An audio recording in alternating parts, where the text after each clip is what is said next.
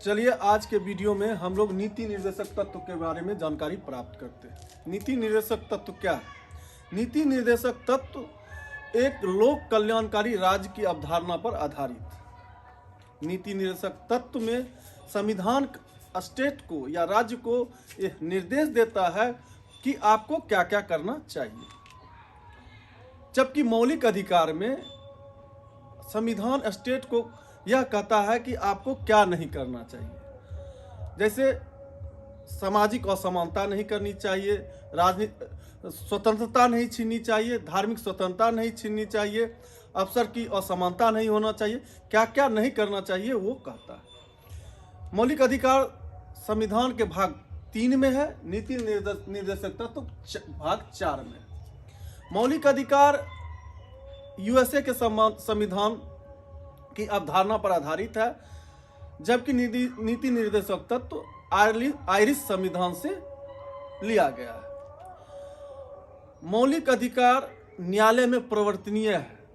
कोई किसी का मौलिक अधिकार का अगर हनन होता है तो वह व्यक्ति न्यायालय जा सकता है, जबकि नीति निर्देशक तत्व के खिलाफ न्यायालय नहीं जाया जा सकता है।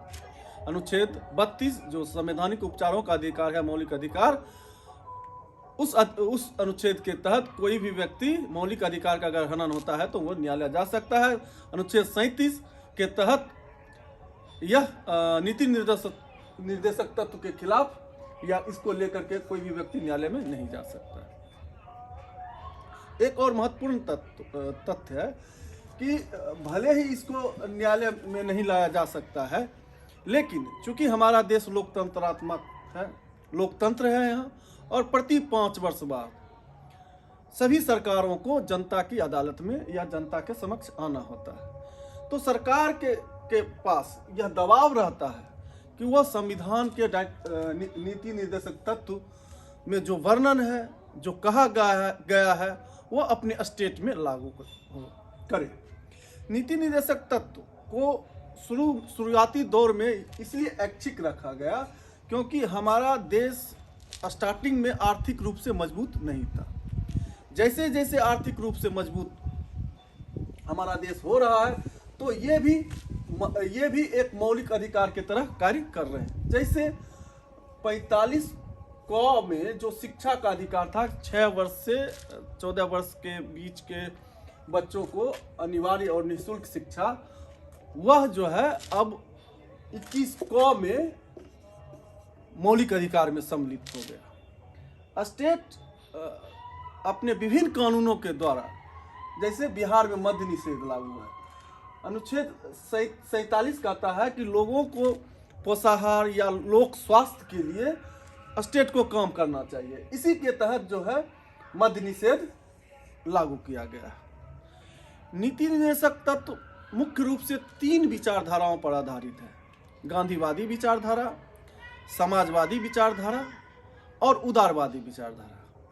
गांधीवादी विचारधारा के अंतर्गत ही कुटीर उद्योग का विकास, ग्राम पंचायत का गठन, अनुसूचित जाति जनजाति के हितों की सुरक्षा आदि या समान काम के लिए समान वेतन आदि जो है गांधीवादी विचारधारा के अंतर्गत ही इसमें डाला गया है। समाजवादी विचारधारा के अंतर्गत सामाजिक, आर्थिक और राजनीतिक न्याय, संपत्ति का समान वितरण। इस नीति निर्देशक में कहा गया है कि स्टेट को यह देखना है कि जो संपत्ति है वह किसी एक व्यक्ति के हाथ में संकेंद्रित ना हो, इसलिए समान वितरण मतलब कि संपत्ति का होना चाहिए। उसी प्रकार उदारवादी विचारधारा के अंतर्गत पर्यावरण की सुरक्षा, वन्य जीव की रक्षा, अंतर्राष्ट्रीय शांति और सुरक्षा जैसे बातों का उल्लेख है। तो हम लोग इस 36 से 51 अनुच्छेद के बारे में संक्षिप्त में जानकारी हासिल करते हैं। पहला तो अनुच्छेद 36 में परिभाषा दिया गया है कि नीति निर्देशक तत्व की परिभाषा दी गई है। 37 में कहा गया है नीति निर्देशक तत्व के खिलाफ कोई भी व्यक्ति कोर्ट नहीं जा सकता है। 38 में कहा गया है कि स्टेट सामाजिक, आर्थिक और राजनीतिक न्याय स्थापित करेगा और अपने यहाँ लोक कल्याणकारी अवधारणा को विकसित करेगा, जो भी योजना लॉन्च होगा स्टेट में, वह उस योजना का उद्देश्य होगा लोक कल्याणकारी कार्य करना। 39 में कहा गया है कि संपत्ति का समान वितरण हो, ऐसी व्यवस्था स्टेट बनाए लोगों के बीच जिसमें संपत्ति का लगभग समान वितरण हो, किसी एक व्यक्ति के हाथ संपत्ति का संकेंद्रण ना हो। साथ ही 39 क में कहा गया है कि चूंकि सभी लोग विधिक सहायता नहीं ले पाते हैं, पैसे के अभाव में कोर्ट नहीं जा पाते हैं, वकील को नहीं रख सकते हैं, इसलिए सभी को निःशुल्क, जो ऐसे कमजोर व्यक्ति है उसको निःशुल्क विधिक सहायता स्टेट दे। ये 39 क में है। अनुच्छेद 40 में ग्राम पंचायत के गठन की चर्चा है कि स्टेट को चाहिए कि वो अपने यहाँ ग्राम पंचायत का गठन करे। इसी आधार पर त्रिस्तरीय ग्राम पंचायत का गठन किया गया है। अनुच्छेद 41 कहता है कि कुछ दशाओं में अगर आप सक्षम हैं तो सभी व्यक्तियों को पेशा करने का अधिकार या आर्थिक मजबूती, काम दीजिए, उसको लोक शिक्षा दीजिए। वो कैसे आर्थिक रूप से संबल हो गरीब व्यक्ति, वो स्टेट का दायित्व है। अनुच्छेद 41 कुछ दशाओं में स्टेट अगर आर्थिक रूप से मजबूत है तब। अनुच्छेद 42 कहता है कि अगर उसको कार्य दे दिए तो कार्य जहां पर होता है वह न्याय संगत और मानवोचित दशा में होना चाहिए। ऐसा नहीं कि कार्य हो रहा है तो वहाँ पे कोई ऐसी स्थिति हो जिससे आदमी बीमार हो जाए। और प्रसूति सहायता, अनुच्छेद 42 में ही प्रसूति सहायता महिलाओं के लिए दिया जाना चाहिए। अनुच्छेद 43 कहता है कि अगर कोई कार्य करता है, याद कीजिए पहले तो कार्य का है, फिर है कार्य मानवोचित और न्यायसंगत दशा में, फिर 43 कहता है कि अगर कोई कार्य करता है तो उसे न्यूनतम मजदूरी जरूर दीजिए, एक मिनिमम वेज दीजिए।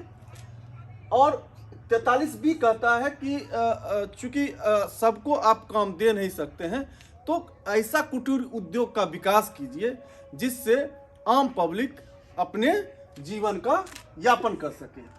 एक तो पहला है 43 में न्यूनतम मजदूरी दीजिए, बी में कहता है अगर नहीं दे पाते हैं तो अनुच्छेद 43B कहता है कि आप कुटीर उद्योग का विकास कीजिए। अनुच्छेद 44 समान सिविल संहिता को इंगित करता है, कहता है कि अपने राज्य में, अपने स्टेट में समान सिविल संहिता लागू कीजिए। अनुच्छेद 45 जो कि शिफ्ट हो गया अनुच्छेद 21 क में, लेकिन 45 में यह तत्व कहता है कि 6 वर्ष से नीचे, 21 क में 6 से 14 वर्ष के लिए निःशुल्क अनिवार्य शिक्षा है। तो यहाँ 45 में 6 वर्ष से नीचे जो भी बच्चे हैं उसको पोषण और शिक्षा की व्यवस्था करने के लिए कहा जाता है। तो इसी के तहत जो है हम लोग के यहाँ आंगनबाड़ी की व्यवस्था की गई है निःशुल्क शिक्षा और पोषण के लिए। 46 कहता है कि अनुसूचित जाति, अनुसूचित जनजाति और जो कमजोर वर्ग है उसको, उसके हितों की सुरक्षा कीजिए तथा उसे आर्थिक रूप से मजबूत बनाइए। अनुच्छेद 47 कहता है कि आप पोषण या लोक स्वास्थ्य में वृद्धि कीजिए और मद्य निषेध कीजिए। जैसे ही आप मद्य निषेध करेंगे तो लोगों के पोषण और लोक स्वास्थ्य में वृद्धि हो जाएगा। 48 कृषि के विकास पर चर्चा। अनुच्छेद 48 में कृषि का विकास कीजिए और पशुपालन का संरक्षण कीजिए, यानी पशुओं के वध पर रोक लगाइए। 48 क कहता है कि आप पर्यावरण का संरक्षण कीजिए, वन्य जीव की रक्षा कीजिए तथा वन को लगाइए, यानी वन को बढ़ाइए, वन का रक्षा कीजिए। पर्यावरण संरक्षण, वन्य जीव संरक्षण और वनों की सुरक्षा। 49 कहता है अनुच्छेद 49 कि हमारे राष्ट्रीय हित के जो भी स्मारक हैं, वस्तु हैं और स्थान हैं उसको भी संरक्षित कीजिए। जो राष्ट्रीय हित के हैं, जो राष्ट्रीय स्मारक है उसको संरक्षित कीजिए। अनुच्छेद 50 शक्ति के पृथक्करण की बात करता है, सेपरेशन ऑफ पावर, कि जो कार्यपालिका और न्यायपालिका में दोनों में अलग अलग होना चाहिए, दोनों को सम्मिश्रित नहीं करना चाहिए, दोनों का कार्यक्षेत्र विभक्त कर देना चाहिए ताकि दोनों का कार्यक्षेत्र विभक्त कर देना चाहिए।